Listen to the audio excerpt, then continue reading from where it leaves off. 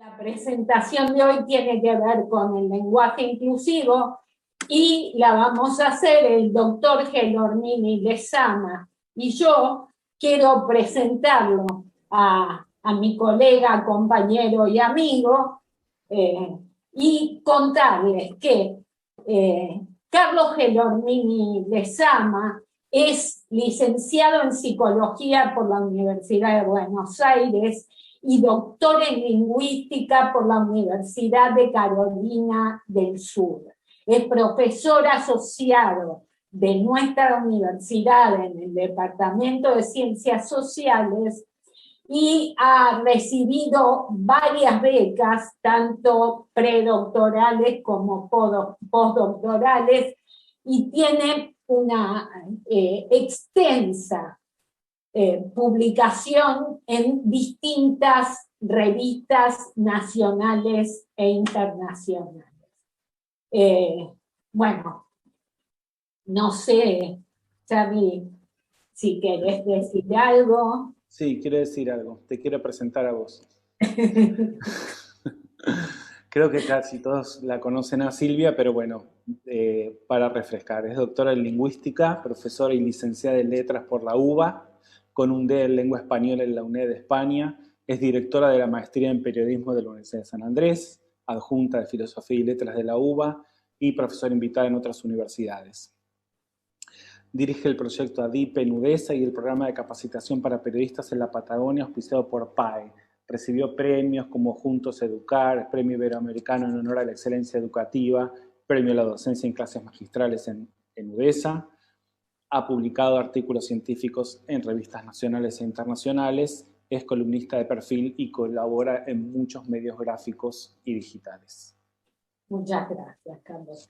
Bueno, y si les parece bien, vamos a compartir pantalla con nuestra presentación. Y esto no lo hablamos previamente, pero por supuesto nos pueden hacer preguntas en el medio o hacer comentarios. Si pueden levantar la mano con las reacciones, siempre es mejor porque así los podemos ver. Comparto pantalla.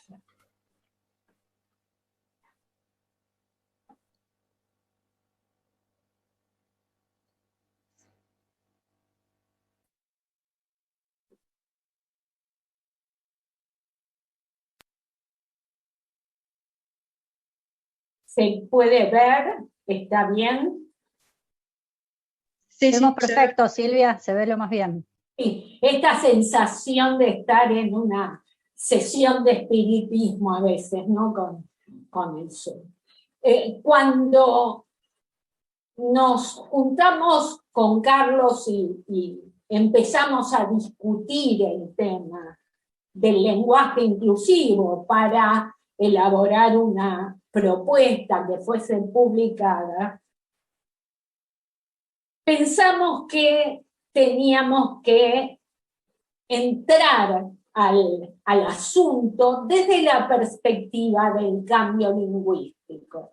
Algo que el hablante común quizá no percibe o no reconoce conscientemente, es que las lenguas vivas, por estar vivas, van cambiando, van modificándose todo el tiempo, pero no por completo, por supuesto, solamente en algunos puntos.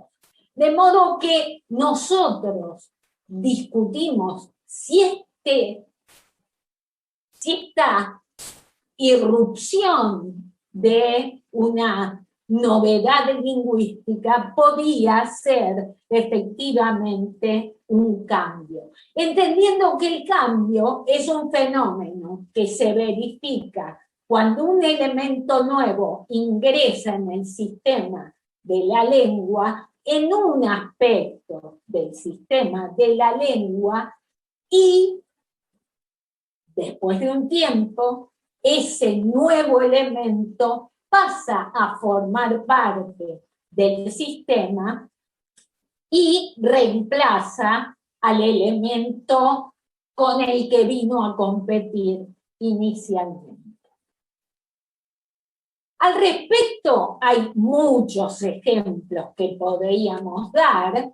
Si alguien leyó el paper que poníamos en la discusión, ¿sabe qué ejemplos dimos? Bueno, acá podríamos hablar, yo elegiría más que el deísmo reilado en el español de Buenos Aires, del que habla una autora bastante conocida en la lingüística argentina. Yo hablaría, por ejemplo, del ensordecimiento del ayer. Los chicos dicen, como Moria Kazan, si querés, no dicen eso, pero Moria Kazan sí lo dice, si querés llorar, llorá. Y llorar es un sonido sordo, distinto del que haría Graciela Borges, por ejemplo, que es llorar, ¿no? Con la vibración de las cuerdas vocales. Ese es un ejemplo de cambio que aparentemente se está dando en la fonética. En la sintaxis, creo que todas las personas que estamos acá hemos escuchado cómo otras personas normalmente dicen, si yo tendría plata, me compraría X cosa, cuando en el colegio, en la universidad, tuvimos noción o tuvimos noticia de que se dice si yo tuviera o tuviese plata. Puede ser que allí haya también un cambio lingüístico en proceso. Y en cuanto al léxico, elegimos el ejemplo de bocha con, por ejemplo, estudiantes que dicen, para este examen laburé bocha, en el sentido de mucho, es decir, transformando lo que siempre fue un sustantivo en un adverbio. Si este cambio se estabiliza, se convertirá en un verdadero cambio, y si no, quedará a mitad de camino, y en el futuro nos olvidaremos por completo de que había habido un inicio de cambio.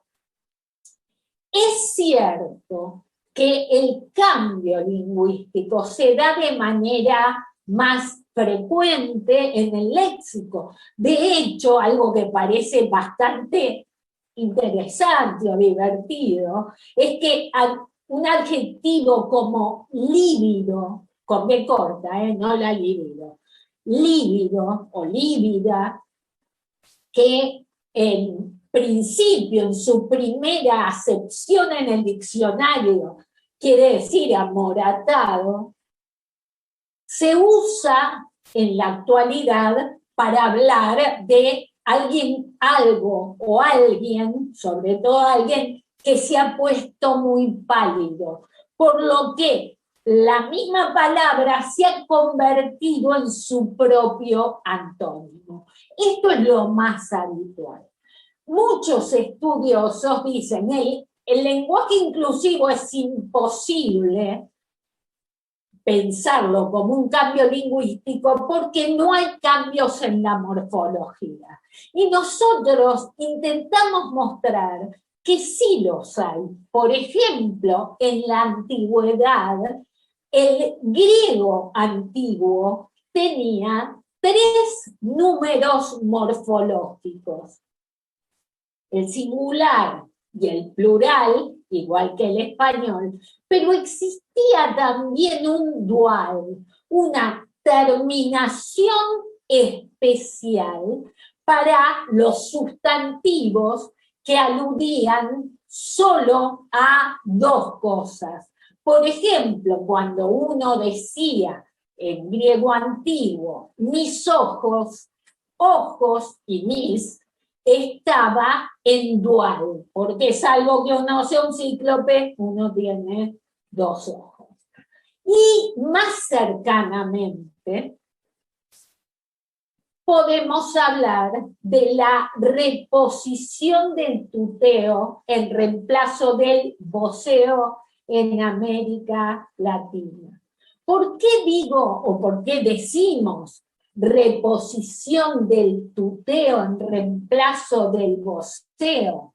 La verdad es que hay personas que están ingresando. La verdad es que cuando los españoles llegaron a América, eran voceantes, hablaban de voz más o menos, no exactamente igual, como hablamos en la Argentina. ¿Por qué hablaban de voz? Cuando se pasa del latín al español, el uso de la segunda persona del singular de, voy a decir así, respeto, era la forma voz, que se usaba en realidad con el emperador, que eran dos emperadores. Recordemos que había un emperador romano de Oriente y uno de Occidente, cada uno de los cuales hablaba en nosotros, representando a ambos, y por eso recibía el tratamiento de vos, que en latín era vosotros. En español, esto fue lo que se heredó como segunda persona y lo que se usaba cuando los colonizadores llegaron a América. Por eso es que América inicialmente fue voceante. Sin embargo, en España se produjo tal confusión entre el vos singular y el vos plural, del que va a hablar en un momentito mi compañero Carlos.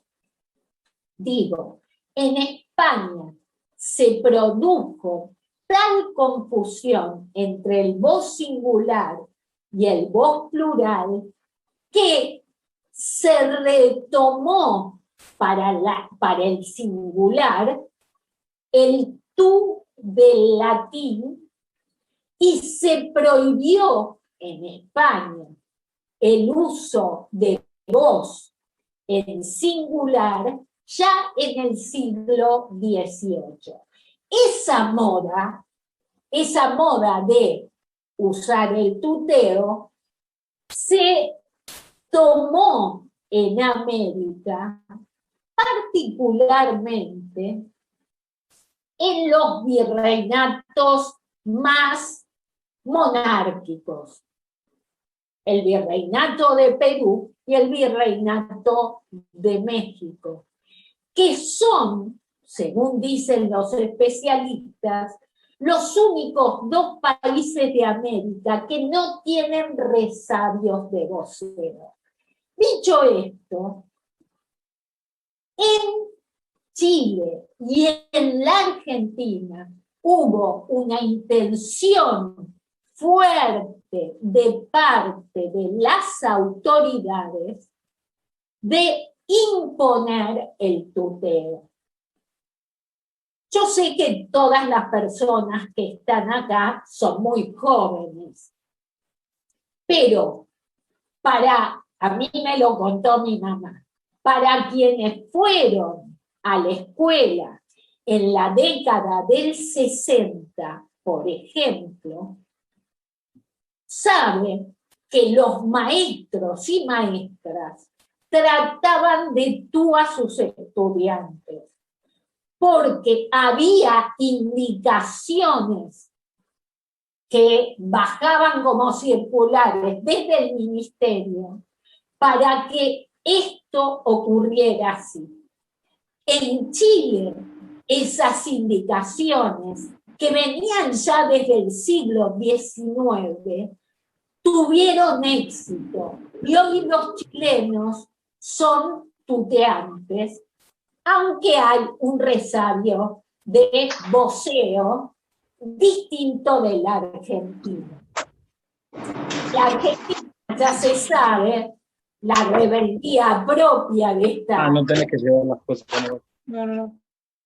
La rebeldía propia de esta área del planeta hizo que el tuteo no pudiese imponerse y finalmente, ya te dejo, Andrés, en 1982 la Academia Argentina de Letras reconoció el voceo como forma culta de tratamiento en la Argentina. Único país de habla hispana que reconoce al voceo como forma culta, a pesar de que, como digo, existe en casi toda América. Sí, Andrea. Bueno, nada, una observación, algo que puse en el chat. Yo, a mis amigos españoles en mi vida anterior, se sorprendían porque aprendimos a conjugar todos los verbos en el colegio, con tú y vosotros, sin jamás usarlo. Pero dame el verbo más complejo y te lo conjugo en todos los tiempos con tú y vosotros. Yo te voy a decir algo más grave, Andrea. Cuando vos sentís que alguien te está tratando de usted y no te gusta mucho porque te hace muy mayor, ¿cómo le decís? ¿Me podés? Tutear. ¿Qué le decís? Tutear, claro, tutear. No le decís me podés vocear. Hasta ahí llega la prescripción. Es tan fuerte que tenemos metido en la cabeza que hay que tutearse. Sin embargo, como digo, acá hubo un cambio lingüístico iniciado en la Argentina y este cambio lingüístico no tuvo éxito. Hoy en la Argentina somos plenamente voceantes, aun cuando algún compañero que he visto en la sala le haya dicho a otra persona cuando hacía una exposición, estoy de acuerdo contigo. Digo, somos plenamente voceantes y eso significa que el cambio en favor del tuteo se quedó a mitad de camino. En Chile el cambio fue exitoso. Pero quiero señalar algo más que me parece importante tener en cuenta. El cambio hacia el tuteo provino deliberadamente desde un grupo de referencia, las autoridades. Y esto lo aclaro para quienes dicen que, primero, el cambio hacia el lenguaje inclusivo no puede darse porque viene de un grupo de referencia, sí, el cambio hacia el tuteo también. Segundo, para aquellos que pudieran decir el cambio hacia el lenguaje inclusivo tiene intencionalidad deliberada. Sí, el cambio hacia el tuteo también la tuvo. Sigo. Lo que necesita un cambio lingüístico siempre es tiempo, porque el cambio es un proceso. Hay que pensar que las generaciones que hablamos la misma lengua estamos entremezcladas, no estamos ordenadas como los cajones de una cómoda, estamos entremezcladas como un tejido. Y entonces, siguiendo autores técnicos, digamos, autores sociolingüísticos, como el gran Labov, el proceso de cambio... Roberto, sí. Es una pregunta, nada más. Mis hijos son todos jubilados, yo no tengo contacto con chicos de edad escolar. La pregunta es, ¿hoy en día en la escuela se sigue enseñando con el tú? En algunas escuelas se sigue enseñando exclusivamente con tú y vosotros. En otras escuelas, al paradigma, al listado, le suman vos y ustedes. Pero no todas las escuelas lo hacen. Básicamente porque hay maestras y maestros que enseñan exclusivamente cómo aprendieron. Perdón, a mí no me enseñaron a conjugar. Nunca me hicieron repetir conjugaciones en castellano. En ningún grado. Parece que ahora tampoco, a mis hijos. ¿Cómo? No, que me parece que a mis hijos tampoco. Yo tengo una experiencia de colegio acá más corta, pero en los grados de mis hijos no vi que les enseñaran los distintos tiempos. Yo me tuve que aprender todos los tiempos. Vos sos muy joven, Euge. Hay colegios en los cuales se enseña el paradigma y colegios en los que no. Pero ya para ir terminando con esto, en el proceso de cambio lingüístico tenemos un estadio cero, que es el sistema estabilizado previo, un estadio 1, en el cual hay una variante, por ejemplo, el caso de bocha, que empieza a usarse como un adverbio y que compite un poco con mucho, y finalmente hay un estadio N en el que hay un nuevo sistema estabilizado. Imaginemos que bocha reemplaza a mucho, entonces mucho quedará como un arcaísmo. Es solamente un ejemplo, no creo que ocurra, pero sirve para representar el proceso de cambio.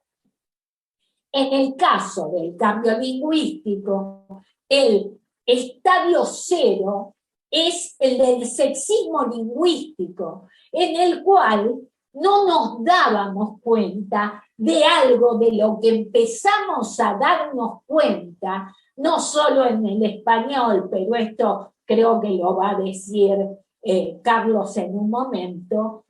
Empezamos a darnos cuenta de la ambigüedad inherente del masculino, que es a la vez masculino específico, es decir, masculino que representa al género masculino.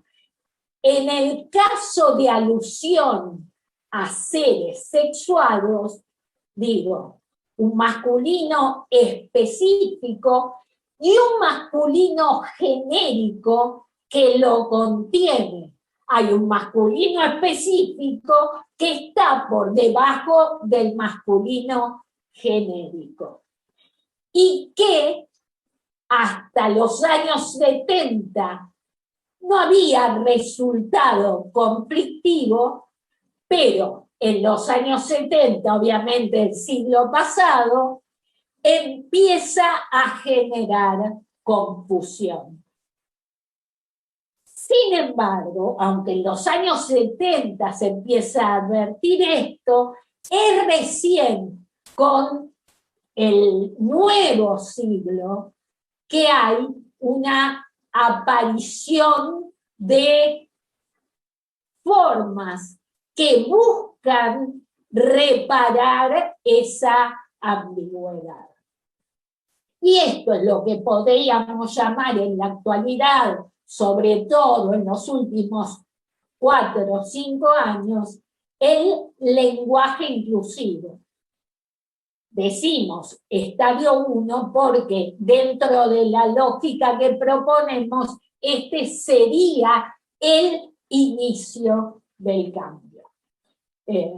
Y entonces hay una aparición de variantes en pugna, como digo, algunas variantes que quedan en el camino, y hay, si es que el cambio lingüístico es exitoso, una variante que resulta estabilizada finalmente. Pero de esto va a hablar mi compañero en relación con esa confusión de a la que yo hacía referencia hace un momento, del vos en singular y vos en plural. Bueno, gracias Silvia. Me anda muy mal internet, así que te pido, Silvia, que si se me deja de escuchar, sigas vos. Digo yo, y si no, te aviso. Sigue Ana Sarvanister, que está también, así que puede ella aportar la sección que corresponde a su tesis. Voy a tratar de ser breve mientras me funcione internet bien. Algo que generalmente no se dice es que la forma vosotros, que existe por supuesto en España, tuvo competidores en su momento en la historia del español, que fueron vos todos, vos mismos o vos solos. Por supuesto, la forma triunfante en este caso fue vosotros. Silvia, si me pasás a la diapositiva siguiente. Entonces, acá lo que vemos también es, bueno, el reconocimiento de la ambigüedad inherente al número. Vos, como explicó Silvia antes, era ambiguo respecto del número, del singular y del plural, y el estadio 1 de este proceso de cambio lingüístico que derivó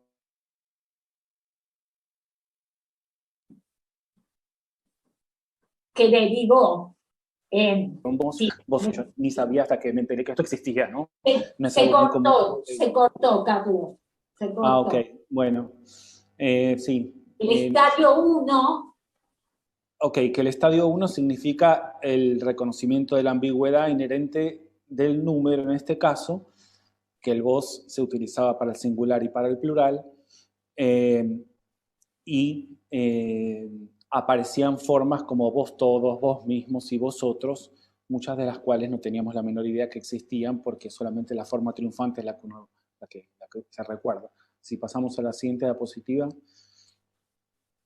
Entonces, de estas formas como vos mismos, vos solos y vos todos o vosotros, solo esta última completó el proceso de gramaticalización que se inició en el siglo XIV, en realidad es el siglo XIII, pero por ahí. Ahora vamos a ver algunos ejemplos de Alfonso el Sabio que toma Rini y de ahí lo sacamos y se ve que ahí la forma predominante de la segunda persona del plural no era vosotros, sino vos todos, ¿no?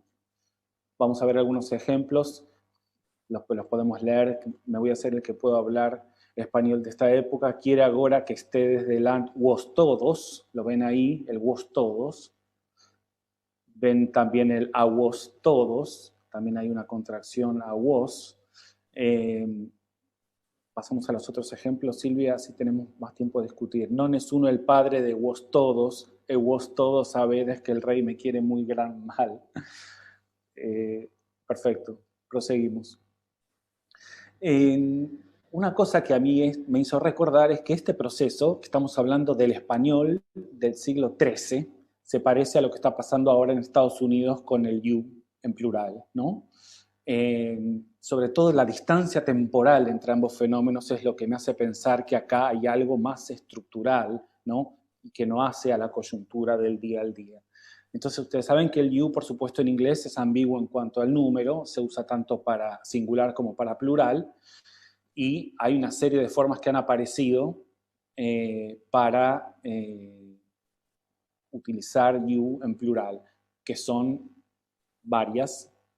Mi favorita es la que es obvio. You two, you three, you folks, you people, you guys, you ones, yous, you all, y'all, en distintos lugares de Estados Unidos. Los que han estado ahí sabrán que se usan estas formas. You guys, aunque sea un grupo de mujeres, es you guys igual. Hay una comedia que son mujeres y se dicen todo el tiempo entre ellas you guys. Entonces la similitud entre estos dos procesos realmente me llamó mucho la atención. No, por supuesto es un proceso que está relativamente incompleto. Donde yo viví en Carolina del Sur, el plural es y'all y no hay ninguna duda, Se usa, por supuesto, pragmáticamente, limitado a algunos casos y con algunas funciones especiales, en particular vocativo, digamos, cuando uno llama a la otra persona.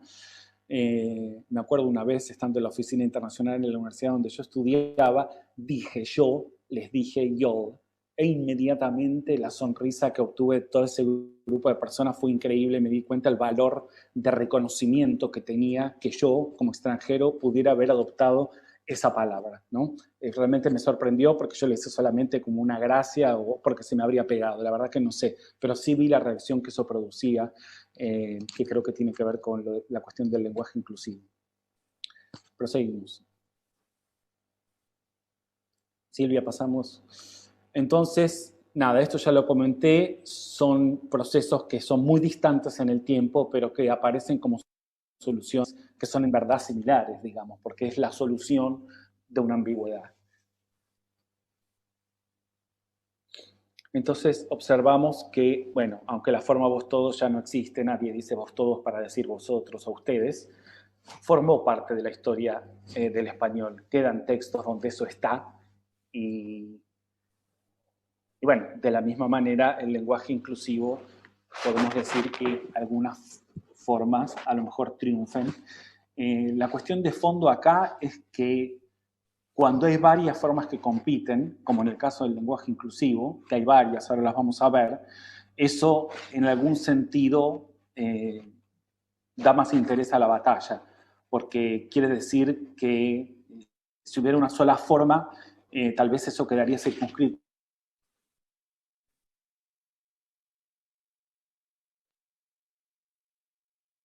solo uno la atención sobre el lenguaje inclusivo.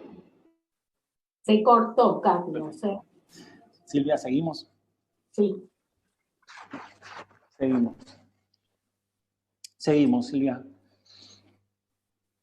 Bueno, entonces, hablamos de cambio lingüístico, de lenguaje inclusivo al empleo de una forma neutra que sirve para evitar, como saben, el masculino genérico, el chicos, que incluye a varones y mujeres. Y acá hay unos ejemplos que me pasó Silvia el otro día, Teen Trans, que no nos dejen solos. Ahí ven la X, ¿no? La X como morfema que aparece. Es una de las posibilidades. Una posibilidad bastante extendida en la gente que usa el lenguaje inclusivo. Hay motivos para pensar que puede ser la forma triunfante, entre comillas, para textos, ¿no? Pero aunque no se puede leer, digamos, pronunciar. Después de todo, todos, no sé cómo leerlo, todos somos indios con asterisco, ¿no? Maravilloso. Seguimos. Y esta frase, el uso de la E se siente como un abrazo. Podremos discutir llegado el momento de cuando termine la exposición.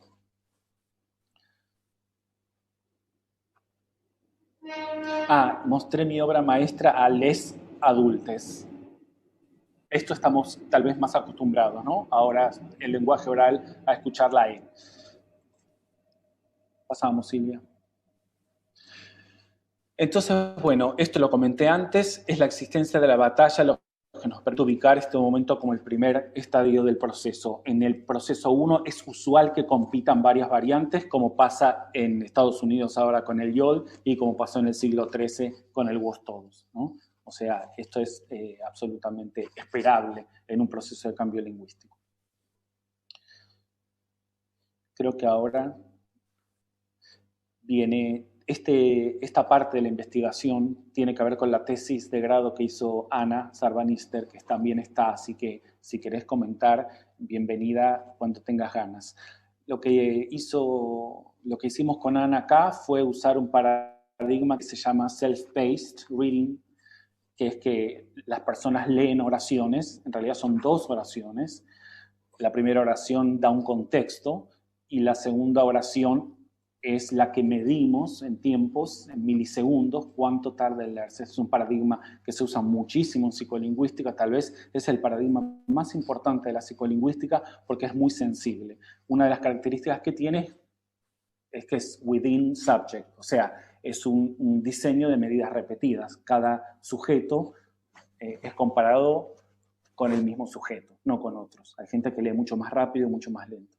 Entonces lo que nos interesaba ver era cómo se procesaba este lenguaje, qué pasaba con las oraciones que contienen estas instancias de lenguaje inclusivo. Entonces, por ejemplo, uno de los ítems era el lunes hubo examen de matemática, a todos les fue mal, o a todes, o a todo con X.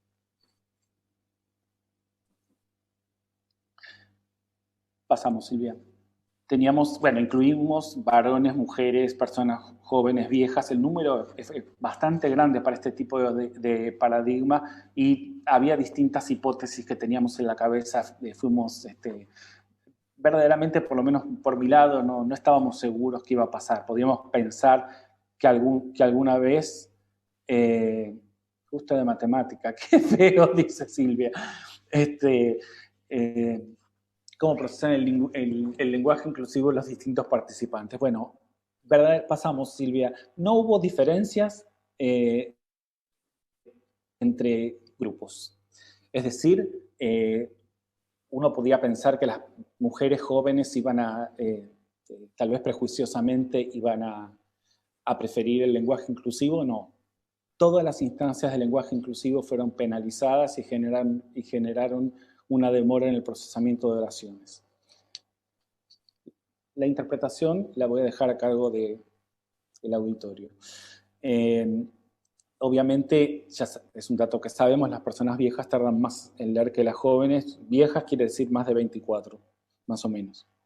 Pero lo que importaba era la diferencia, por supuesto, entre condiciones, ¿no? A mí me sorprendieron los resultados. Por supuesto, hay que verlos en el contexto. Esto lo hicimos en estos 2 años, incluida la pandemia, que me parece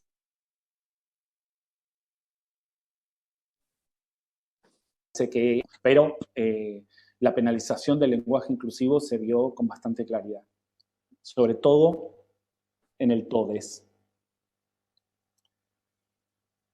Bien, sé que mi internet está andando mal porque me aparece un cartel cada ratito, pero bueno, espero que más o menos me vayan siguiendo lo que estoy diciendo y cualquier cosa después lo clarificamos. Las formas inclusivas se procesan aún como anomalías. No hubo diferencias entre grupos, ni varones, ni mujeres, ni viejos, ni jóvenes. Bueno, una justificación es decir, bueno, el cambio recién se inicia, no es esperable, que todavía forma parte de la gramática mental que tenemos, ¿no?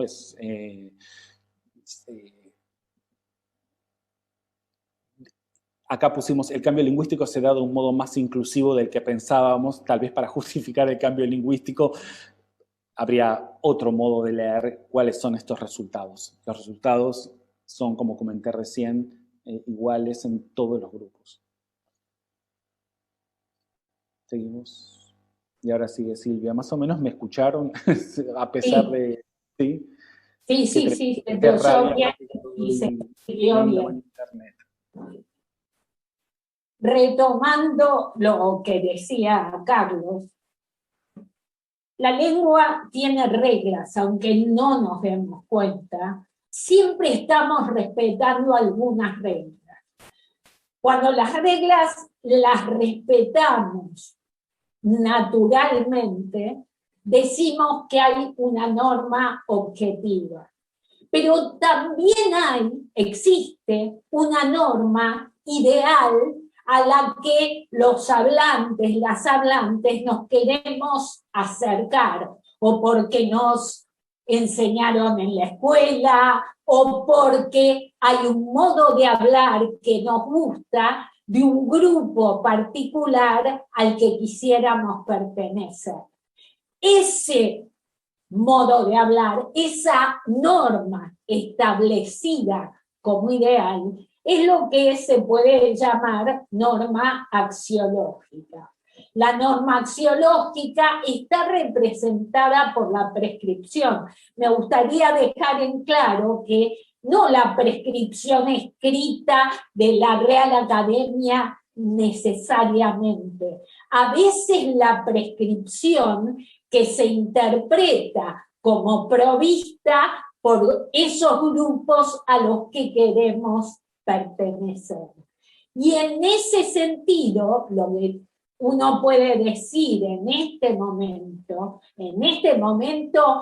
y considerando el lenguaje inclusivo desde la perspectiva del cambio lingüístico, porque podríamos considerarlo desde otras perspectivas también, digo, desde esta perspectiva, la norma objetiva en el estadio cero, y siguiendo con lo que planteaba Carlos, tenemos todos, o la forma del masculino genérico, para decirlo técnicamente, es en realidad lo que sale con mayor naturalidad, y debo decir aquí que incluso en los grupos que están usando lenguaje inclusivo, porque el masculino genérico no aparece solo en el sustantivo central que uno está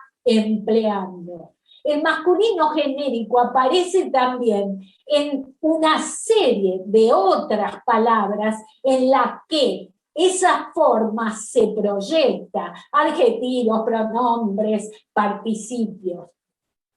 Entonces, vuelvo a decir, la norma objetiva en el estadio cero es todavía hoy el uso del masculino genérico, pero ha aparecido desde una norma axiológica que en definitiva representa la lucha de algunos grupos por los derechos de igualdad de géneros. Digo, en esta norma axiológica aparece un estadio 1 posible del camino del cambio lingüístico. Y acá vemos empleos como la arroba, la X y la E últimamente. La verdad es que la arroba fue el primer signo usado, rechazado posteriormente por los grupos de género que interpretaron que la arroba es como una O que encierra una A, por lo que deja de lado los géneros no binarios.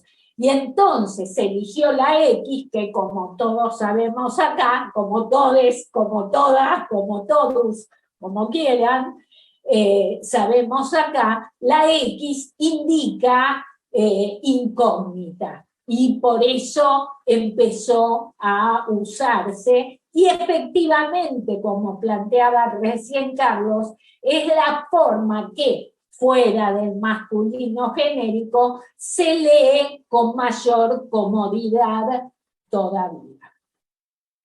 Nuestras conclusiones, bueno, acá ya puedo dejar de compartir. Nuestras conclusiones tienen que ver con que el camino está abierto y puede pasar que se produzca el cambio y aparezca un género neutro que se suma al femenino y al masculino. Alguien me puede decir acá, el género neutro ya existe en español, y yo le voy a responder, no existe, porque el género neutro es masculino. Cuando decimos lo blanco, estamos hablando en masculino. Entonces, no hay género neutro. La ocurrencia, la irrupción de una E podría ser un género neutro propio. Puede ocurrir que no. Puede ser que estemos en el camino de un cambio lingüístico o no.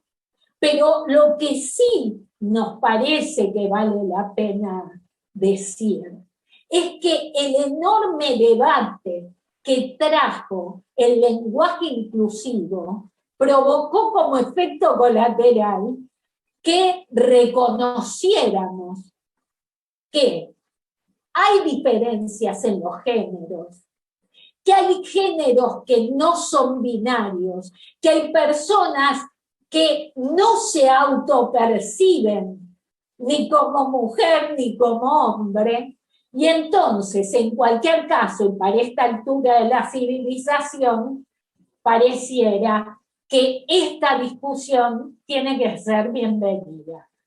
Me olvidé de compartir con ustedes. Muchas gracias. Esto faltaba. Bueno.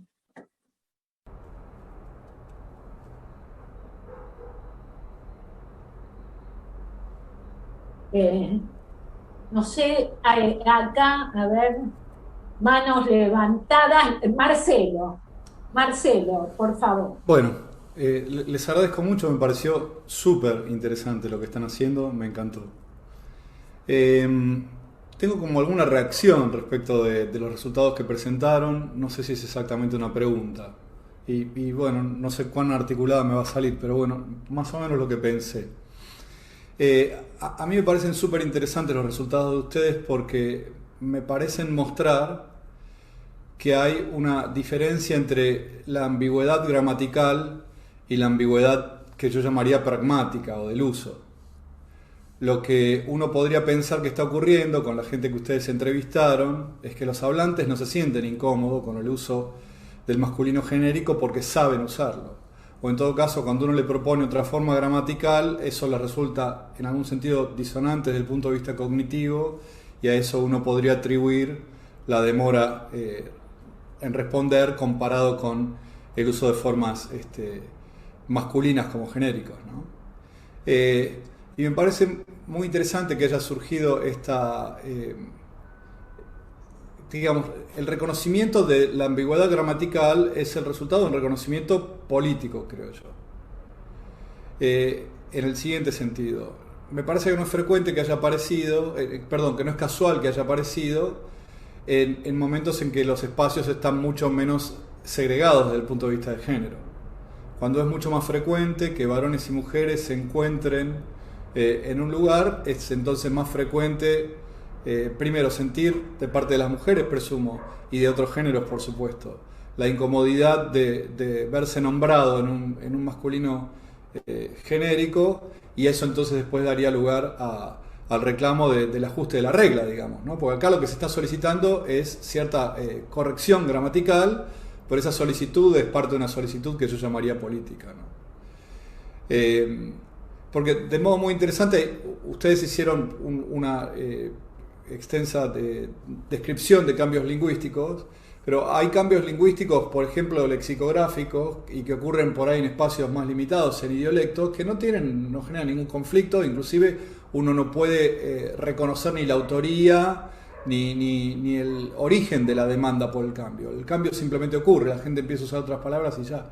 Pero en este caso me parece, parte también de la naturaleza política del asunto, la demanda de que haya una discusión respecto de qué es gramaticalmente correcto. De allí también que la reacción sea también respecto a la corrección gramatical, ¿no? La respuesta más frecuente, si uno utiliza el inclusivo en Twitter, es habla bien, o usted que es profesor, ¿cómo habla así? ¿Cierto? Entonces me parece que eso también sería consistente con hacer como una lectura política de esto, ¿no? Ahora, encuentro curioso que la forma más frecuente en español del genérico que aspira a reemplazar al masculino es una desinencia que tiende a ser masculina, que es la E. Por eso las argentinas y los argentinos, cuando queremos decir les pibes, tenemos que corregir con el artículo, porque el sustantivo no nos ayuda, y lo mismo con muchos otros sustantivos que terminan en E y son masculinos también, ¿no? Ahí lo que me pregunto es por qué no se usó la I o la U. Supongo que la U porque suena medio latín, medio antiguo, y la I porque suena medio gracioso, medio en joda, entonces la E por ahí era más neutra, pero... o también podría ser que el patriarcado en el lenguaje resiste, entonces si hay un movimiento es todavía un poquito masculino, ¿no? Bueno, me estoy extendiendo un montón. Lo que quiero decir es que la interpretación que yo haría de los resultados que ustedes tienen es esa, que no hay en rigor ambigüedad. Desde el punto de vista pragmático, todo el mundo sabe cómo usar el masculino genérico. Lo que está en juego acá es la corrección gramatical y el motivo por el que está en juego es político, no gramatical. Bueno, si querés contestar vos, Carlos, yo tengo respuesta. Planteaste un montón de cosas, Marcelo. Para ser muy puntual, tengo teorías respecto de la E. El español no tiene muchas vocales, tiene 5, algunos dicen como Silvia que tiene 7, pero tiene 5 nada más, y hay una cuestión de espacio en la boca. La E es la que viene más al caso, la I y la U son más incómodas y son menos frecuentes. La E aparece mucho, la E epentética, digamos, en español, cuando, por ejemplo, Sprite no podemos decir porque es una sílaba que es ilegal en español, agregamos y decimos spray, nadie dice ispray o uspray, o sea que esa E es el comodín que siempre aparece en la lengua española. Así que tiene cierta naturalidad fonológica la aparición de eso. Aunque tiene la complicación del Spidis y todo eso. Una solución interesante, digamos, sería que se escriba con X y se diga con E. Después, en relación a lo pragmático, sí, por supuesto, de acuerdo con lo que decís y la dimensión política que tiene. Hay que ver justamente un análisis más sociolingüístico, los espacios donde se usa y los espacios donde se rechaza. Sí, yo quiero agregar, con respecto al aspecto morfológico, es cierto, fonológicamente ya te respondió Carlos.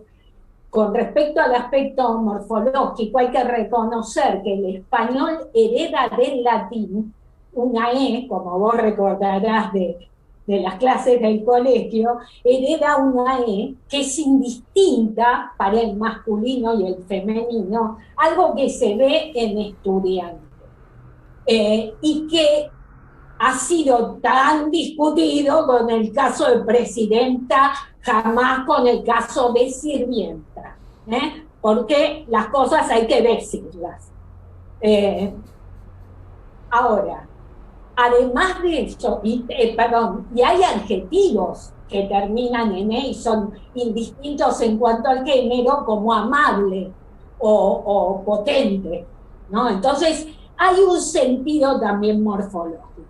Con respecto a lo político que vos planteás, yo te diría que lo que se mete en esta discusión es la ruptura del estereotipo, que es la mujer reina del mundo privado y el hombre rey del mundo público. Es ahí donde estamos con la complicación. Cuando la mujer empieza a ingresar en grandes cantidades en las universidades, empieza a tener títulos universitarios y cargos importantes, se empieza a advertir que el masculino no es suficiente. Por eso disiento de vos en que siempre se entienda. Hoy, soy sincera, no se entiende siempre. Hace 30 años sí se entendía, pero hoy podemos empezar a dudar. Cuando pongo el siguiente ejemplo. Dice, hay un cartel, o ya no, un cartel no, pero sí se ha visto por redes, que dice, solicitamos licenciados en psicología para la cárcel de Devoto, que es una unidad masculina. ¿Se presentan las mujeres? No sabemos. Hay casos en los cuales definitivamente, no sé si fui clara con el ejemplo. Es clarísimo, pero los resultados de ustedes muestran que a los entrevistados les resulta más difícil el inclusivo que el masculino genérico, eso es lo que digo. ¿No? Eso totalmente. porque no está, como decía Carlos, en la gramática mental. Ni siquiera, y eso lo planteaba yo, ni siquiera en la gramática mental de quienes lo usan casi todo el tiempo. No he conocido a nadie que pueda sostenerlo a lo largo del tiempo. No veo. ¿Puedo preguntar algo? Sí, claro. Ah, genial. ¿Creen que es posible? Porque algunas cosas yo entiendo, es difícil de usar todo el tiempo, es difícil de sostener. Por ejemplo, cuando uno está leyendo una tesis, se hace como farragoso la lectura de la tesis escrita en inclusivo, ¿no? Yo lo acepto, no me enojo ni nada, pero se me termina haciendo como pesado. Pero sí veo, especialmente les estudiantes, que usan el inclusivo para decir chiques, vamos a tal lado, vamos todes. ¿Puede ser que quede solo eso, solo una parte del inclusivo, la manera de decir chiques o todes? Hay experiencias así en el lenguaje en el que no se adopta totalmente el cambio, así como todavía decimos contigo, qué sé yo. Algunos decimos contigo y no seguimos hablando todo el resto de tú. Yo creo que sí, exactamente, digamos, esto ya es el terreno de la opinión y la predicción, pero yo creo que especialmente, sobre todo muchos de los que estamos acá, que somos profes, el momento en el que decimos o escribimos, hola chicos, ahí nos hace ruido, ¿no? Digamos, yo contaba el otro día PowerPoints de hace algún tiempo que no me hacen ningún ruido y ahora cuando leo el alumno me hace ruido, ¿no? Ya ahí hay un logro, digamos, en relación a lo que planteaba Marcelo, más allá de lo que uno diga. Yo creo que es Perdón, me meto para decir el espectador, sí. o sea, cosas así que yo antes ponía sin pensar y ahora reviso slides de hace tal vez 4 años y digo, debería decir los y las espectadoras, aunque sea, Claro. Aunque no ponga les espectadores, no sé, o el público, Claro. la audiencia. Lo que hay que ver es si es necesario, si se necesita, si ya no es ahí donde reside el éxito, en que a vos te pase eso, más que la razón forzada de decir o no algo que no te sale. ¿Se entiende? Para mí va a quedar en el vocativo. Sí, el vocativo, que es la forma de llamar a la segunda persona. Y que ser generalizado, digamos, existen irregularidades en la lengua. Recién Lucas Grossman comentaba el leísmo en España. Bueno, la ambigüedad forma parte todo el tiempo del lenguaje y el cambio no tiene por qué ser completo en todos los casos, digamos. Los casos en el sentido gramatical, ¿no? Andrea. Sí, gracias. Me parece que medio toca con lo que decía Marce y con lo que decía Euge. Es una duda, además es en realidad una pregunta mirando al futuro, así que no sabemos qué es lo que va a pasar. Pero vos dabas el ejemplo, Silvia, sobre todo que generacional, de usar bocha, aunque no sé, nosotros muchas veces también usamos bocha, ¿no? Pero eso de usar bocha, y si eso va a desplazar al mucho. Y otras cosas. Y me pregunto si eso, como es generacional y como es en cierto modo para diferenciar la lengua de los jóvenes, para los jóvenes tratar de excluir a los más adultos, eso después uno, como a veces también políticamente, uno se vuelve más conservador cuando, no todos, pero uno se vuelve más conservadores.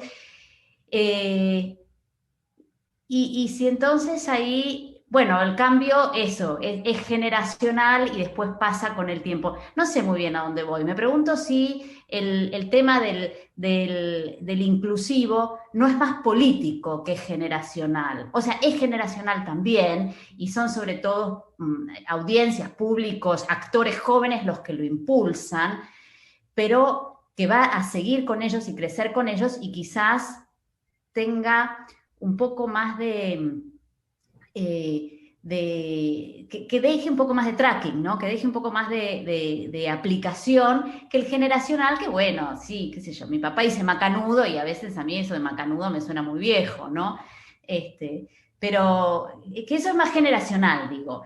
Lo otro tiene un contenido tan político que, aunque sea quizás solo en el chiques, pero que efectivamente se asiente.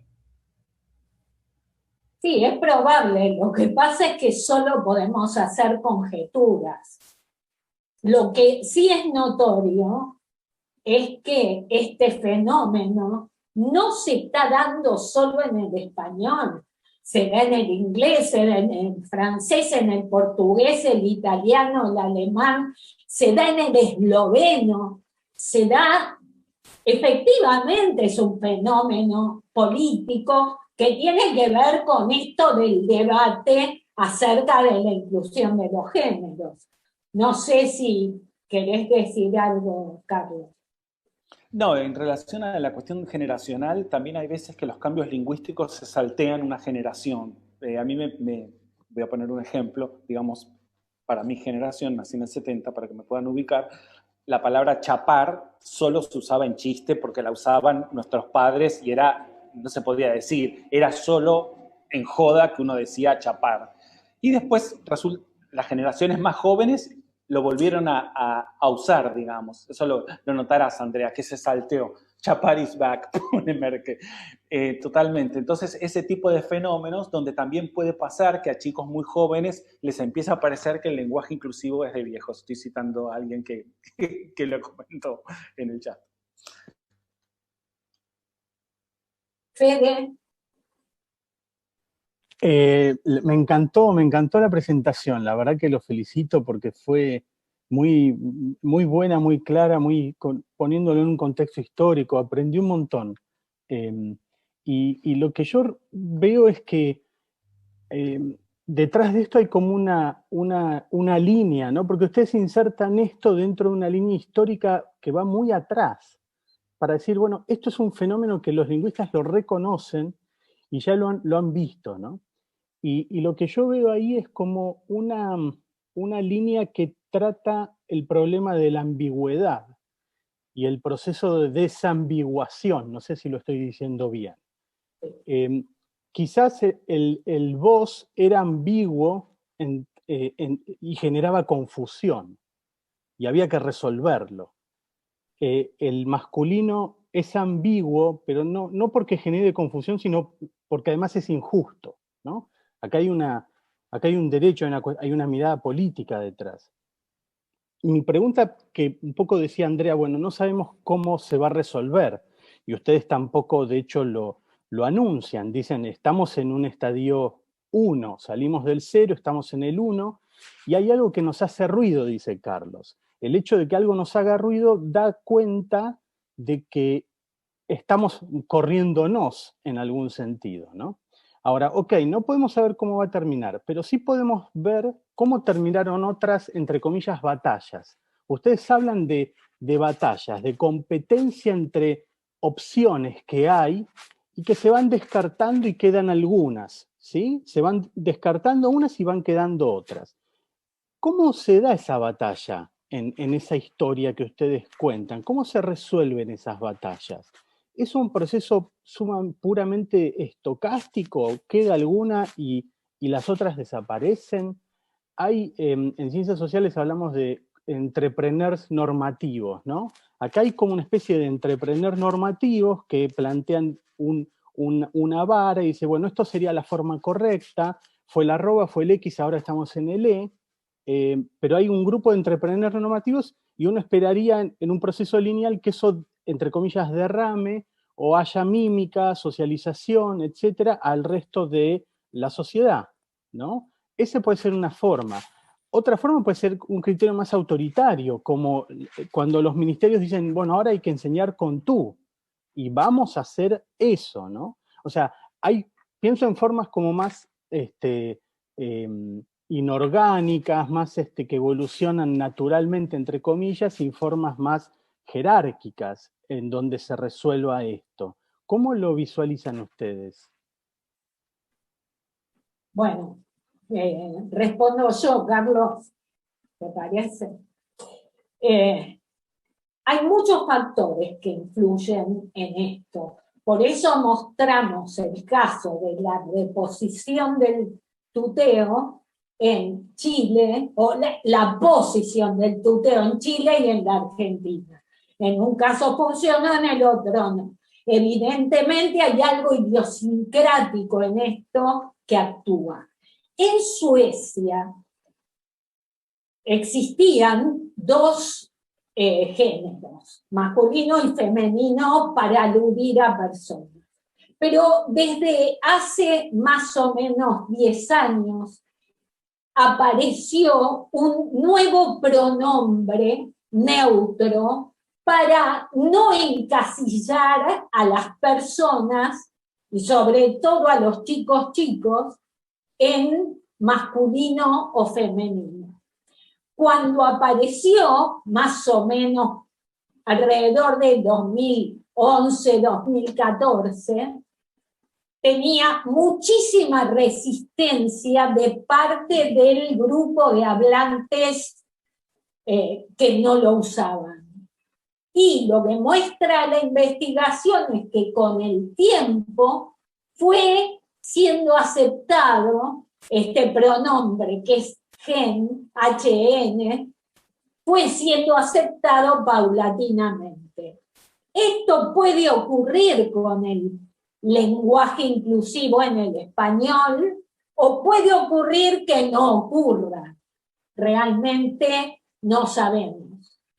Suele pasar, sí, que hay guardianes de la lengua que se oponen a toda novedad y no se dan cuenta de que, aunque se escudan en la Real Academia para oponerse al lenguaje inclusivo, usan formas como habían autos en la calle, que es una forma que la Real Academia no aprueba, es decir, es una forma estigmatizada, tan estigmatizada en todo caso como el lenguaje inclusivo. ¿Cuál va a ser el futuro? Realmente no lo sé. Carlos, no sé si querés agregar algo. No, me parece que ya es un terreno muy difícil de definir. En todo caso, lo que me parece que es claro que la ambigüedad puede funcionar en algún sentido como motor del cambio lingüístico, pero ni todo cambio lingüístico deriva de la ambigüedad. No era que el latín era ambiguo, entonces por eso Claro. que lo usamos para comparar con otra situación. Ni toda ambigüedad se resuelve en cambio lingüístico, ni todo cambio lingüístico deriva de la ambigüedad. Yo creo, digamos, para ir un poquito más adelante, es que si tiene un sentido, yo no soy sociólogo, pero si tuvo un sentido, o tiene un sentido el cambio lingüístico, lo que hay que ver es qué sentido tuvo, y tal vez en algún momento pierda sentido ya usar el lenguaje inclusivo. Eso sería lo que finalmente para mí va a definir qué es lo que suceda. Ojalá. Máximo. Bueno, muchas gracias por la conferencia, por lo menos para mí atrapante. Quería simplemente compartir una reflexión. Escuchaba atentamente las presentaciones y después escuchaba a Marcelo hablar un poco, poner el acento en el fenómeno político que subyace detrás de todo este cambio, y es contar una anécdota rápida que tiene que ver, digo, yo me enganché con la conferencia por el título, ¿sí? Esto de decir a moda pasajera, un poco pensando en algo que tiene que ver con el famoso, un capítulo del famoso libro de Noel Neumann que dice: la moda es también opinión pública. Y en eso de la opinión pública y la discusión, yo les estoy hablando ahora desde el INTA, soy gerente de comunicaciones ahí, y hace un tiempito nosotros hicimos un poco en línea con lo que contaba Eugenia, ¿sí? Esto de leer tesis de modo difícil. Nosotros empezamos, digo, tenemos revistas, tenemos un montón de trabajo, entonces empezamos a recibir un montón de materiales con distintos tipos de lenguajes. Entonces hicimos un manualcito poco pretencioso, digo, y a raíz de, digamos, una iniciativa de un grupo de compañeras y compañeros que dijeron, ordenemos, hicimos digamos, un manual de lenguaje inclusivo, entendiendo lo inclusivo como el camino de lo neutral, digamos, con algunos ejemplos de cómo ir hacia evitar el uso de la E, la X y el arroba, y resulta que algo que era interno salió afuera, y recibimos un ataque virulento, y cuando digo ataque virulento, digamos, llegamos a la discusión de, digamos, los grandes noticieros en prime time diciendo que hacía el INTA metiéndose con el lenguaje inclusivo, inclusive en redes sociales tomando un montón de posiciones sin haber leído el manual. El manual era, digamos, una invitación a la utilización de un lenguaje neutro, y todos asumían que el manual era una recomendación del uso de la E. Y la verdad es que ese nivel de virulencia a nosotros como equipo de trabajo en términos de reflexión nos empató mucho a lo que sucede también con generaciones jóvenes cuando discutimos, por ejemplo, no solo la equidad de género, sino, por ejemplo, el maltrato animal con el tema del veganismo, el vegetarianismo, el flexitarianismo. Lo mismo que sucede con el tema del maltrato de la tierra, con el uso de agroquímicos. Digo, para nosotros fue más un fenómeno político el que subyace detrás de toda esta discusión. No sé, digamos, a dónde va a quedar. Sé que, digamos, pregnó en un montón de gente, digamos, el adoptar el lenguaje inclusivo como norma, pero, digamos, yo lo veo más desde la experiencia viva por la que pasamos como un fenómeno con un componente muy político respecto de otros cambios que tiene el lenguaje en relación a lo que decías vos, Silvia, de entender el lenguaje como una lengua viva. Y vuelvo a agradecer el espacio y el tiempo dedicado. Bueno, gracias por lo que nos contaste. Yo voy a resumir un poco lo que vos dijiste con el comentario de una estudiante hace un par de años. Ella me dijo, Silvia, yo estoy a favor de usar el lenguaje inclusivo, pero pertenezco a un grupo que está en contra del aborto, un grupo celeste. Y cuando yo digo que estoy a favor del lenguaje inclusivo, creen que estoy a favor del aborto.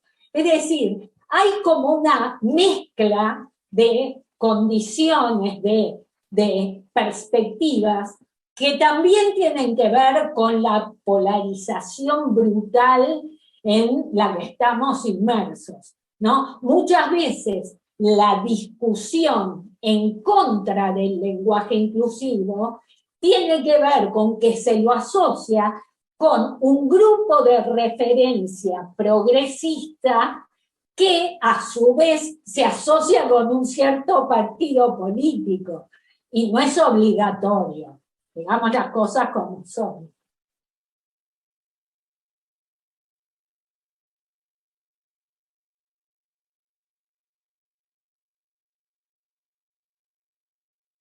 Marcelo, otra vez, sí.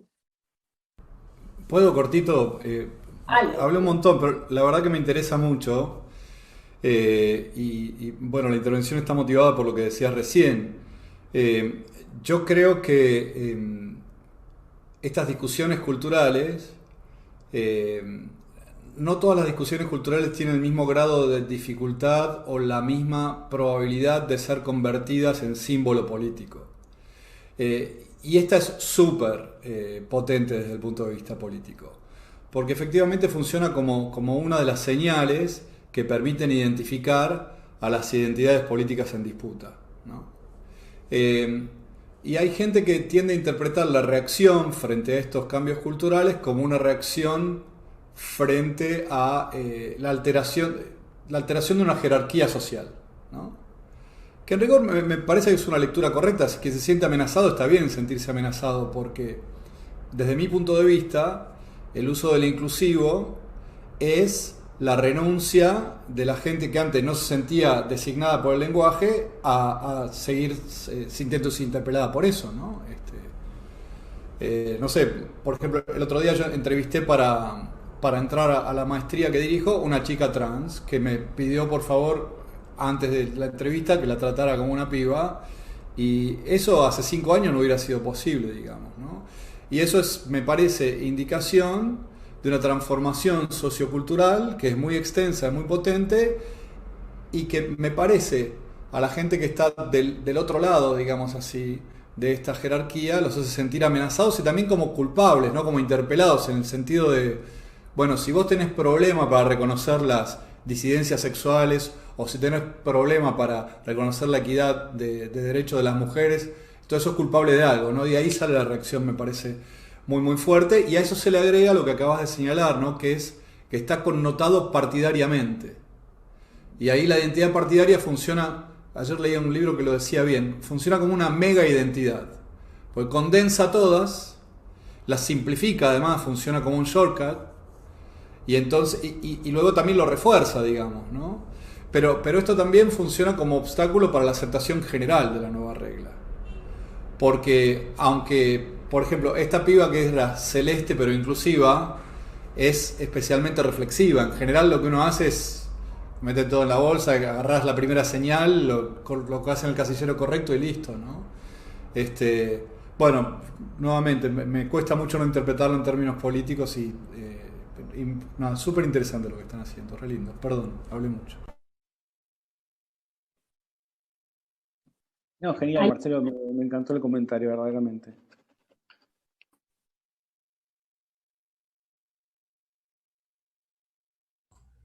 Acá alguien pregunta si siempre el cambio de estado 1 a N tuvo tanta hostilidad en la resistencia al cambio.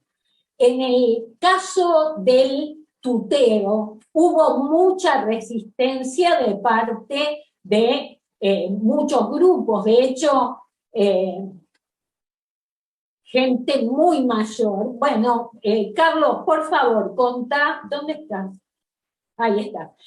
Carlos, por favor, contá el caso de las cartas que vos encontraste de tus padres. No me acuerdo de qué te conté. Respecto al uso del tuteo y el voceo. Ah, sí, las cartas son de tú, por supuesto. No se me quedé. Y que había resistencia al uso del voceo, porque la norma idealizada hablaba de usar tú. Por eso decimos tuteame, ¿no? Como decía antes Andrea. Sí, en lugar de voceame, ¿no? Claro, claro. Me pregunto además si ahí habría una si habría una diferencia en el registro escrito y en el registro oral.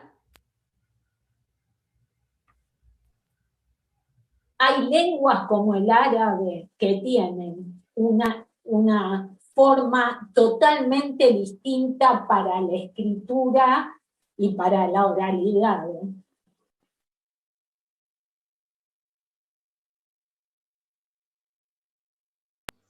Quería hacer un comentario luchando contra mi internet que no anda, pero sí, en general los cambios producen rechazo, digamos. Los alumnos dicen me egresé. Los que tienen mi edad sentirán que les cruje la cabeza cuando escuchan eso. Andrea lo acaba de hacer al mismo tiempo que lo digo. Bueno, eso es una reacción natural porque es algo que no pertenece a tu gramática mental. Entonces uno rechaza. ¿Cómo te vas a egresar a vos mismo? ¿Qué estás egresando? Egresaste. Bueno, y a ellos les parece que es así. Me preguntaban el otro día, ¿y vos cómo decís? Me decían, egresé, les digo. Bueno, o sea que hay algo, por supuesto esto es mucho más, pero quiero decir que el cambio en el lenguaje produce en general rechazo, sí. Con muchos matices y cosas más para agregar, ¿no? Pero bueno. Silvia. Yo me quedo pensando, cuando Carlos habló sobre la dificultad en la comprensión, si eso se puede seguir o se puede relacionar con una dificultad, digamos, ante el legado que uno tiene cultural, o si tiene que ver con una resistencia al cambio. Y si en la medida que uno vea que la gente, digamos, que si hay un estudio, si la gente que está como más propicia al lenguaje inclusivo, cuando lee comprende mejor, y si en la medida en que digamos, la comprensión sea más ágil, si uno puede inferir que como que hay una aceptación o un avance en la aceptación y en la asimilación del cambio. ¿Se entiende la pregunta? Yo creo que entendí, te contesto, en todo caso me clarificás. Yo creo que eso se va a ver más diacrónicamente, o sea, ya veremos en el futuro qué va sucediendo con eso. Es obvio que uno de los factores es que uno leyó 1000 veces todos, y todo eso lo empezó a leer hace poco tiempo. Todo ese background mental que uno tiene funciona y es parte de lo que está en juego. Conforme vaya pasando el tiempo, se irá viendo qué sucede, ¿me explico? Pero sí, totalmente es un factor que influye todo lo que uno leyó. Es decir, que la interpretación de los datos no es simple, digamos, ¿no? Tal vez a mí lo que más me sorprendió fue la no diferencia entre las generaciones y los géneros. Eso me sorprendió. Que hubiera demora en el procesamiento en general, ahora que lo pienso, era esperable porque hace poco que existe. Simplemente. ¿Contesté? Sí. Ah, okay. Y gracias por la charla, súper interesante. Gracias a vos, por favor. Roberto. Bueno, también, gracias. Muy interesante. Yo la pregunta que le quería hacer es la siguiente. Creo que entendí que decía Marcelo, digamos, que detrás del inclusivo hay, digamos, un fuerte componente político, ¿no? Partidario, ¿no? En su origen y en su significado. Mi pregunta es, ¿ustedes digamos, han detectado otros cambios lingüísticos significativos que tengan un mismo origen similar al caso del lenguaje inclusivo? Me cuesta ver en el vos y en el tú, digamos, la misma carga política. Lo que yo te diría con respecto al vos y al tú, que no tenía exactamente la misma carga política, también hay una carga política porque decía el empleo del tú, seguimos subordinados a España.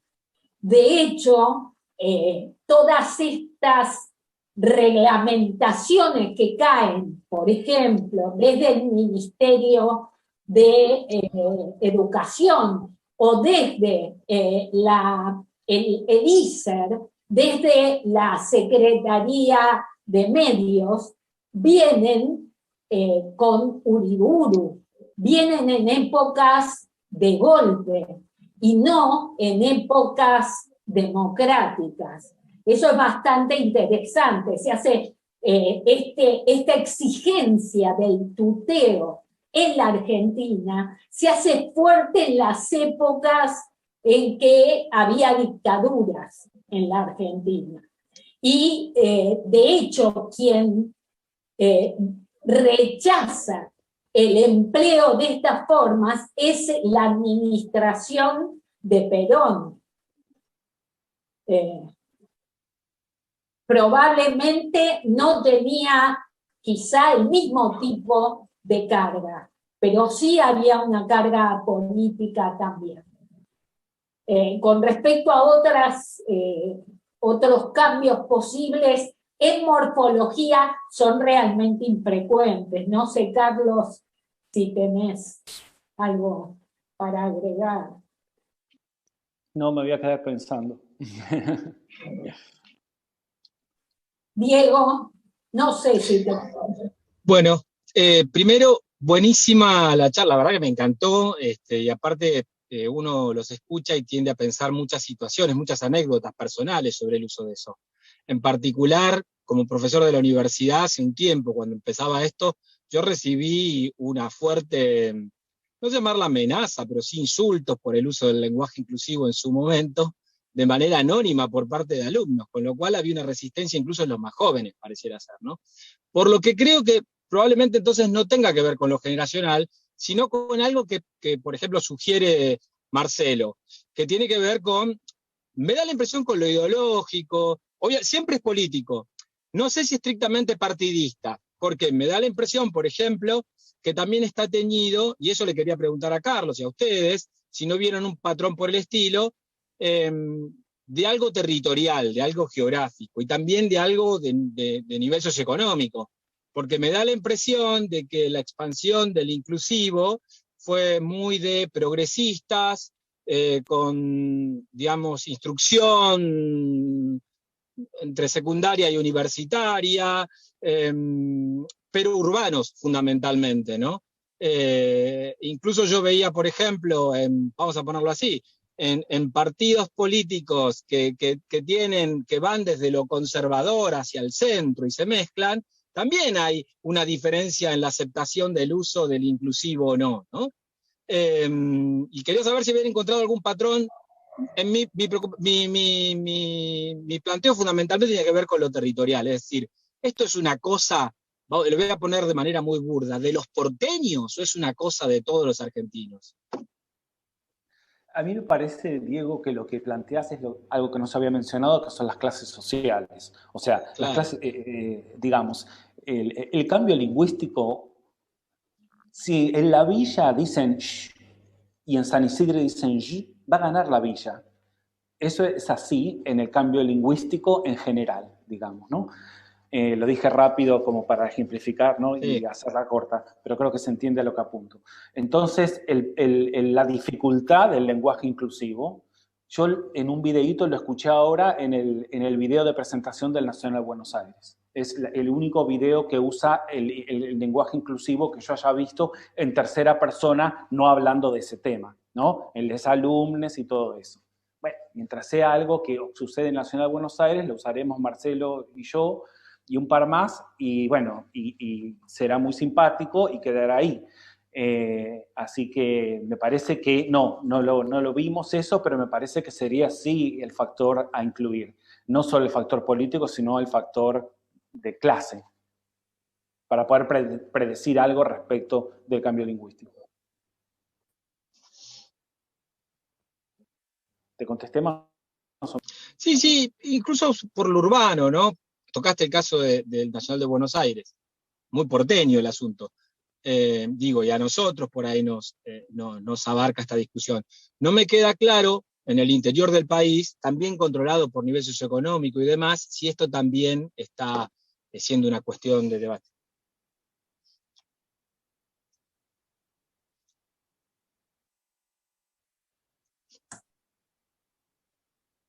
Cualquiera sea la respuesta, buenísima y me encantó la charla.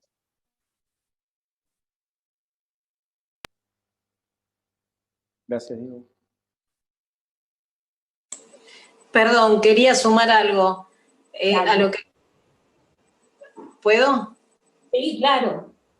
No, yo como les decía ahí en el chat, soy profe de biología y tallerista de ESI y trabajo en esto hace muchos años, en distintos contextos, así que esto que decía Diego sobre lo territorial y las clases, creo que la clase que se ha animado, digamos, a romper con lo normativo, no por ello en la villa no se piense o no se habla de lenguaje inclusivo, no se necesite, no sea bienvenido, está, pero hay como más acostumbrarse a seguir las reglas, ¿no? A seguir las normas. Entonces, esto es romper con lo que está estipulado por, alguien ahí decía la RAE, ¿no? El que no está con la RAE está por su cuenta. Entonces, esta clase social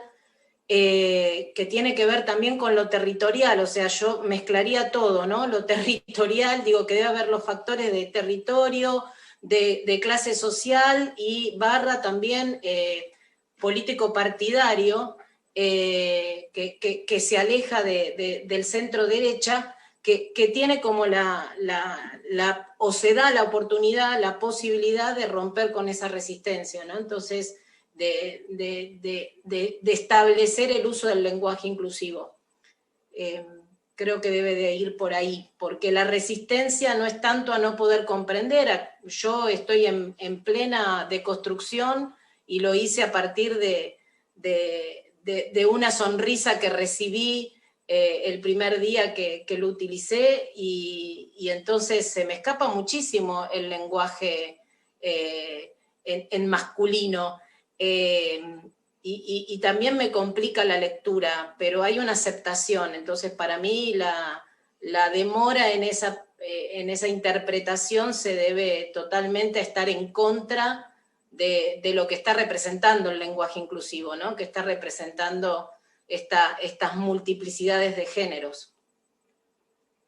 Entonces me opongo, y me opongo diciendo que no te entiendo nada lo que estás diciendo, que estás hablando mal, que sos una ridícula.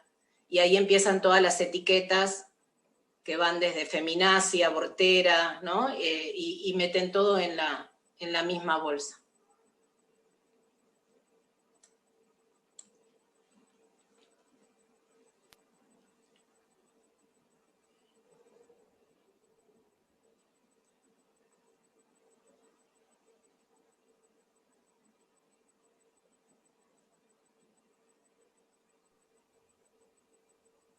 Y alguien decía así, usar el la y el los, ¿no? Trabajo en lugares, en colegios parroquiales, y en otra universidad, además de en esta, que es muy conservadora, y que ya el uso de el las y el los ya es disruptivo, ya tensiona. Entonces,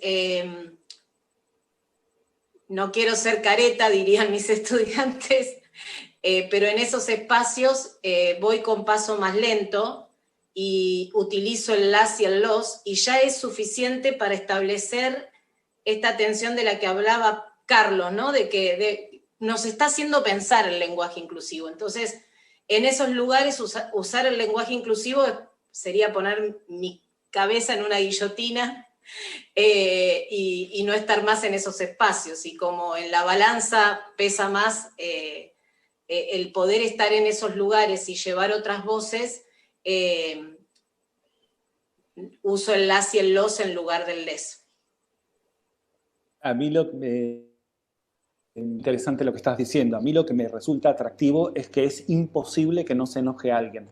Ahora, digamos, en este momento cuando dice hola y completa, si es chiques, si algunos se enojan. Si es chicos, otros. Si es chicos y chicas, otros. Es decir, que no hay solución en este momento. Eso en sí ya es un triunfo, digamos. Elena.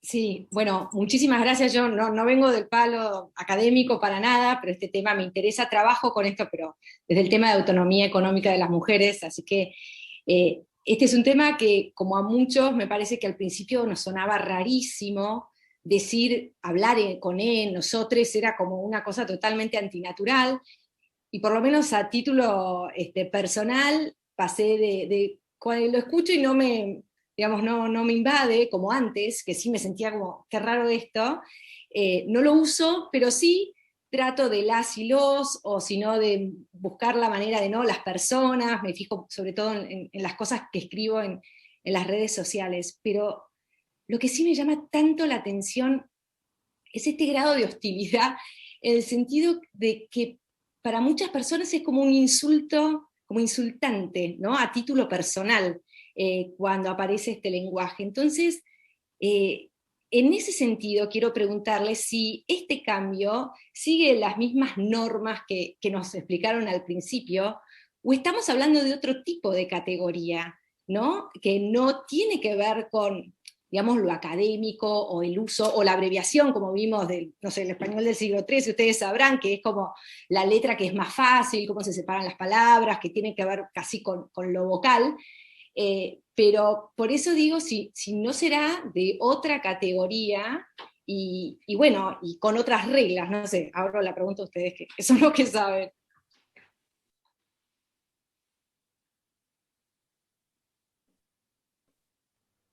No sé si querés contestar vos, Silvia, contesto yo. Como vos quieras. Ahora me voy a recostar en mi lado lingüista. Yo creo que sí están todos esos factores, pero hay una cuestión de cambio lingüístico que va a suceder o no y va a tener que ver con que la gente lo adopte inconscientemente y lo use.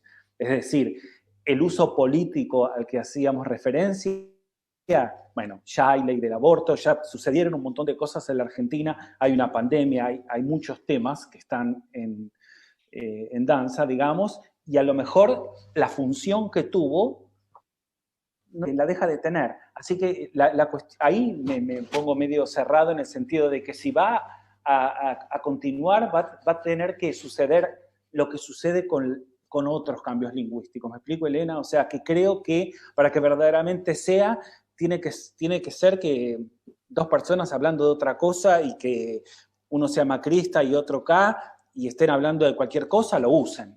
O sea, si sigue teniendo siempre ese mismo sentido, en algún sentido eso va en contra del cambio lingüístico. Es medio paradójico y largo de explicar, pero bueno, tiene esa variante, por lo menos en mi opinión.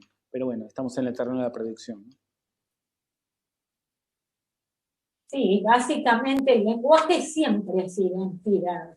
Entonces, que alguien de manera deliberada, porque acá hay una cuestión también de cambio deliberado, no es como cuando se dice habían autos en lugar de había autos. Acá tiene que haber un ejercicio de la voluntad de quien habla para cambiar algo. Eso es como un ataque a la identidad también de quien escucha. Y ese aspecto me parece que no se puede obviar. Además de todo lo que hemos dicho. Pero también ocurre, y esto lo charlábamos con Carlos o incluso con Eugenia, la verdad es que si uno lo sigue escuchando, se va a acostumbrar. Y por ahí llega un momento en que nos parece absolutamente natural y nos olvidamos de que al principio fue deliberado. También hay algo más propiamente lingüístico que tiene que ver con la adquisición. Uno adquiere el lenguaje a determinada edad y después lo que se toca es muy poco y muy periférico, ¿no? Entonces podrán ver las próximas generaciones. Nos gustaría verlo ya, por supuesto, o pasado mañana, pero seguramente serán nuestros hijos y nietos que lo incorporarán como chapar o no, o quedará como algo de viejos. Eso también no excluye todas las otras intervenciones que hubo en relación a otros factores intervinientes, pero hay algo que para mí sí es estrictamente lingüístico. Tal vez una opinión un poquito exagerada, pero quería llevar ese punto. Bueno, muchísimas gracias, me olvidé de agradecer esto, qué maravillosos estos espacios de poder hablarlo, porque, digamos, cuando surge el debate es tan fácil decir, ¿no? Del otro lado, no, la RAE no lo admite, así que no. Y bueno, esto me encantó como abriste, Silvia, diciendo, la lengua viva está viva. Y es un argumento increíble, me han llenado de razones para hacer los pequeños combates. Muchas gracias.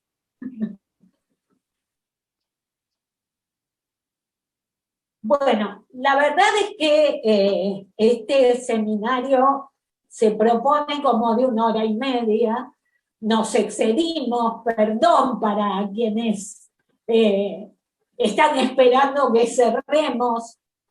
Si hay alguna pregunta más, algún comentario más, es bienvenido.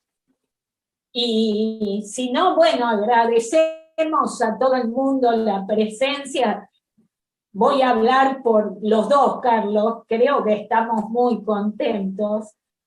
Muy contentes. Estamos muy contentes porque la participación y las charlas incluso en el chat son hiper enriquecedoras. Así sí, que... La verdad que las intervenciones me parecieron súper interesantes, me hicieron pensar un montón. Me parece un éxito absoluto haber salido del me gusta o no me gusta el lenguaje inclusivo, o estoy a favor o no a favor del lenguaje inclusivo, y poder pensarlo desde otro lugar. Y todo todas las otras trajeron algún otro atributo, alguna otra variable que puede tenerse en cuenta, y eso la verdad que me deja personalmente, y creo que a Silvia también, muy contente.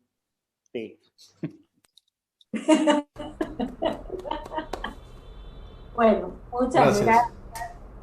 Muy bien.